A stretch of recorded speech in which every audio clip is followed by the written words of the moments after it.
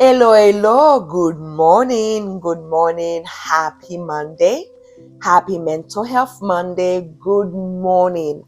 Welcome back to another day, another week, another video, another conversation for us to continue talking about mental wellness, how to take care of our mental health. If this is the first time that you reach my channel, my name is Krista. I am a licensed clinical social worker. I am a therapist. I am a behavioral health consultant. I opened this video to continue talking about how to take care of our mental health.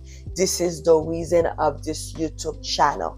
We talk about everything mental health, and I give you some tools at the end of this video. I'm going to give you therapeutic techniques, tools so you can put in your toolbox to continue implementing them to have a conversation regarding mental wellness.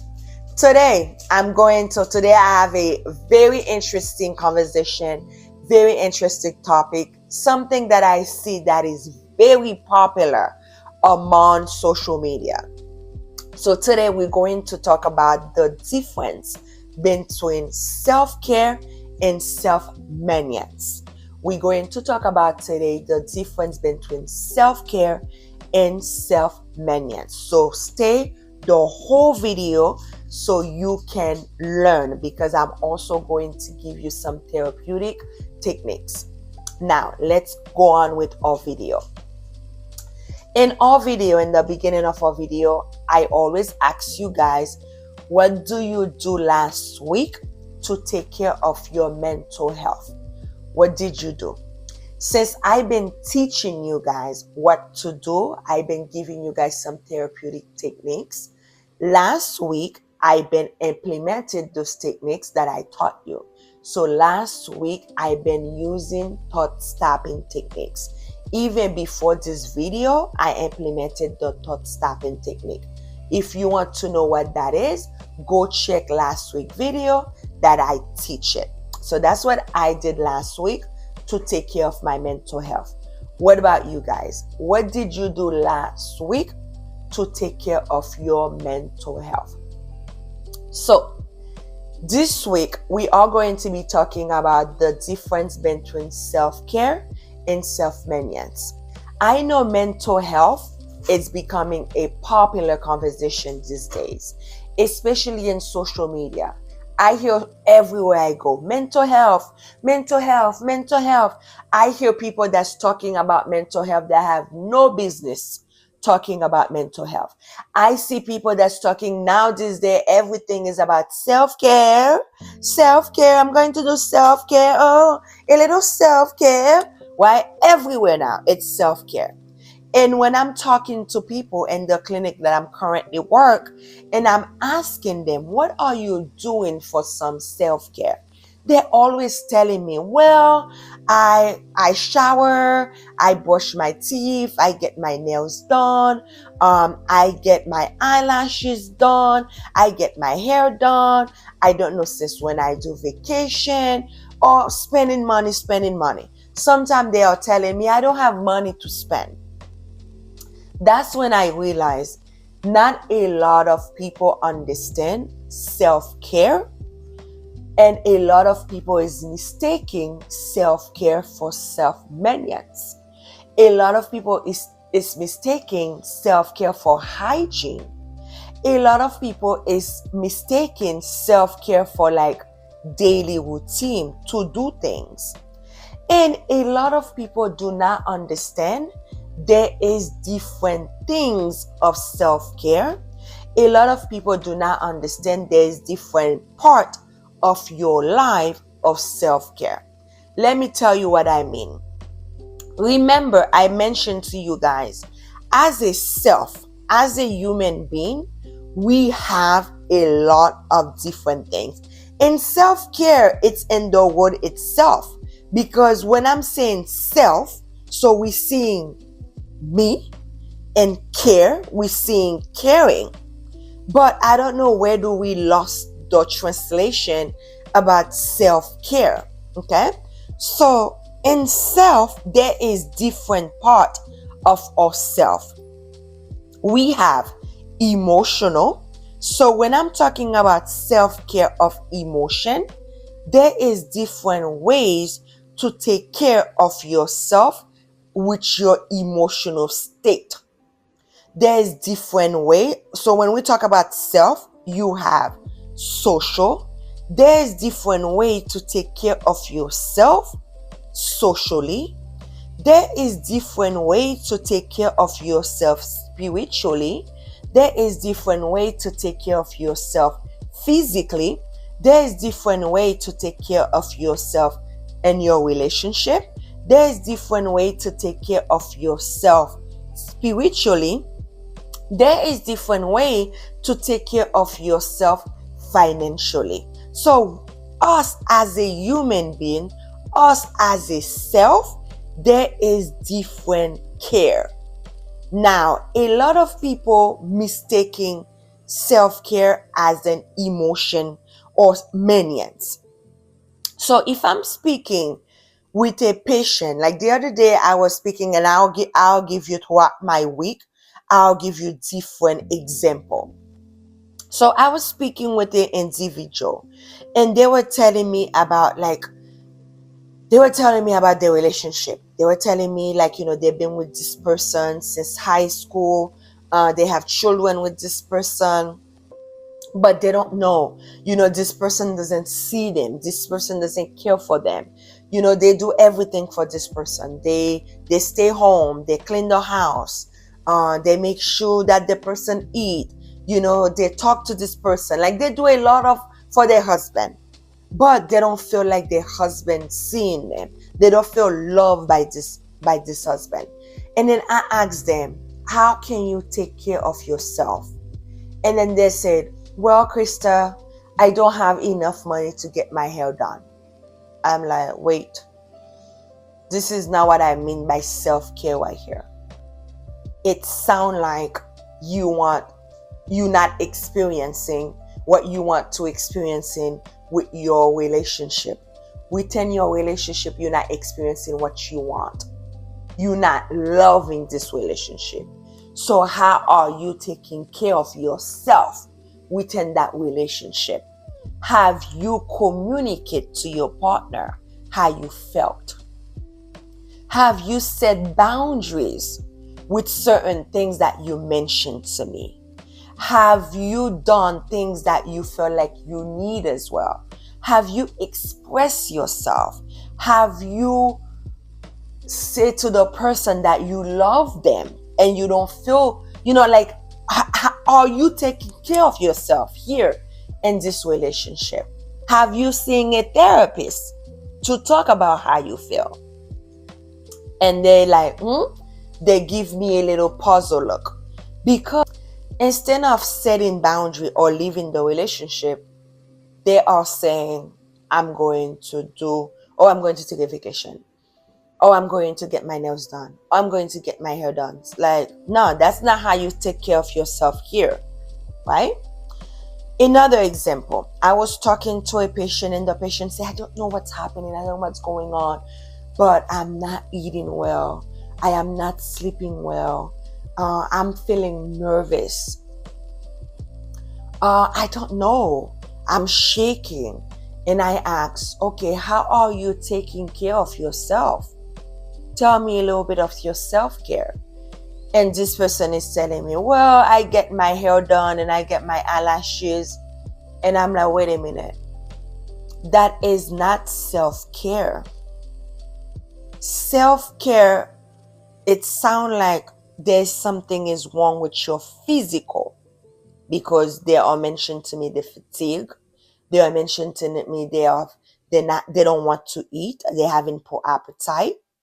I'm like, have you seen your primary physician? Have you seen your doctor?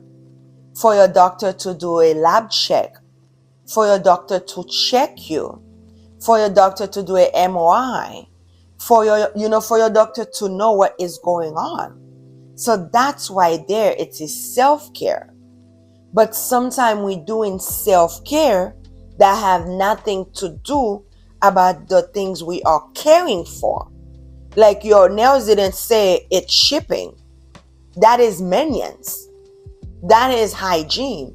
Your hair didn't say I need volume. That's not what's happening here. What's happening here, you're telling me you're fatigued. What's happening here, you're telling me you having poor appetite, right? We end up not focused on what's really going on, right? So be careful that you are not focused on self-care, but you focus on self-maintenance, or you focus on hygiene, right? So yeah. So self-care is completely different from self-maintenance, from hygiene. The other day, and I'm saying the other day, yesterday, I went to get my car. I went to get my car a turn up, and I went to get my car services. There is a difference between I go clean my car, like I get my car a car wash. There is a difference. There is a difference that I vacuum inside of my car versus I go to a dealership and I see a technician to go change filter in my car, to go change the brake in my car, to go change to make sure the battery is going good, to change oil in my car. There is a difference. So a lot of us is doing a lot of maintenance. A lot of us is doing hygiene things. A lot of us is doing things like that, but they are not self-care. Self-care can look like you taking the medication as prescribed. Self-care can look like you go to your primary physician. Self-care can look like you journaling. Self-care can look like I talk to a therapist. Self-care can look like I exercise. I eat healthy food. Self-care can look like I intentionally try to get 8 hours of sleep. Self-care can look like I do a deep breathing. And self-care can look like one of the techniques that I'm going to teach to you guys today. So the technique I'm going to teach with you guys today to end our video, it's called Progress Muscle Relaxation Techniques, PMR, we normally call it. So progressive muscle relaxation techniques. A lot of therapists, me including, love teaching that techniques when we have a patient that have a very activated nervous system, when we have a patient that went through a lot of traumatic events, when we have a patient that's struggling with sleep, when we have a patient that's get nervous a lot, when we have a patient that's reporting to us, they always feel like they're ongoing. When we have a patient that's starting enough, when we have a patient that went through a lot of things where we know the nervous system is very activated. So we call this progressive muscle relaxation techniques. And today I'm going to show you 5 different parts of my body. So you have to stay with me. Pay attention to my face expression, to my body, because some of those things I'm going to be using my body. Now, some the progressive muscle relaxation, we can use every part of our body to do this part with. And I'm going to choose 5 parts of my body. And the first part I'm going to be using is my hand. So take a look at my hand. If I'm going to do the progressive muscle relaxation technique, I'm going to squeeze my hand as much as I can, where I'm not pressing on, where I'm not digging on my hands. So I'm not putting it where I'm hurting my hands, but I'm squeezing my hand enough where I can feel the squeeze and I can feel the tension in my hands. And I like counting to 5. You can count to more than 5. You can count to 10, 15, you can count. And then I'm going to relax my hands nice and slow after I count to 5. So I'm going to count. I'm going to say 1, 2, 3, 4, 5. And after that, I'm going to let it go nice and slow. Yeah. Nice and slow. And if you're paying attention, that's how slow I'm going with my hands. And I'm controlling that slowness. And when I'm letting go, I'm actually feeling the tension in my hand. Okay? As you can see, I'm not letting go like, oh, I'm not just opening my hands. I'm letting it go nice and slow. Okay? And if you're doing this right, you are feeling all the tension in my hands. And actually, my hand wants to go in my lap. That's how relaxed it feels. So I can let it go nice and slow. As you can see, I don't go, okay? I do it nice and slow. So the next place I'm going to do is my shoulder. So my shoulder, I'm going to rise up my shoulder to touch my ears nice and slow until I can't go anymore. You do not want where you go like you squeezing so more where you're hurting your shoulder. That's not what you want. You want to squeeze your shoulder enough where you touch your ears. And I'm going to count to 5. Like I say, you can count to more, but I like 5. So I'm going to do 1, 2, 3, 4, 5. And once you count to 5, I'm going to let it go nice and slow. Okay? So nice and slow. If you're paying attention to my shoulder, sorry, my dog is like choking, so you probably hear her in the background. She's not choking, she's just like coughing because she got something stuck in her throat. But if you're seeing my shoulder, I'm letting it go nice and slow. You have to be patient with yourself doing these techniques. You cannot just let it go all at once. Okay, you have to let it go nice and slow. Okay, nice and slow until you can't go anymore. And if you're paying attention to my shoulder is still going. Okay, and I'm going to sink my shoulder until I can't anymore. When you're doing this technique, you never realize how much your shoulder can sink. Because sometimes we're walking around, our shoulder is not relaxed. And we never realize how much we can go. You see, my shoulder is still going. Okay? And I let it go nice and slow. The next one I'm going to do, it's actually my face. Okay? And when I do this one, I'm going to have a hard time talking. So I'm not going to talk. I'm going to squeeze my face. I'm going to try to count to 5 and I'm going to relax my face. So pay attention to my face, okay? Pay attention to my face. I'm going to squeeze my face. Ready, set, go.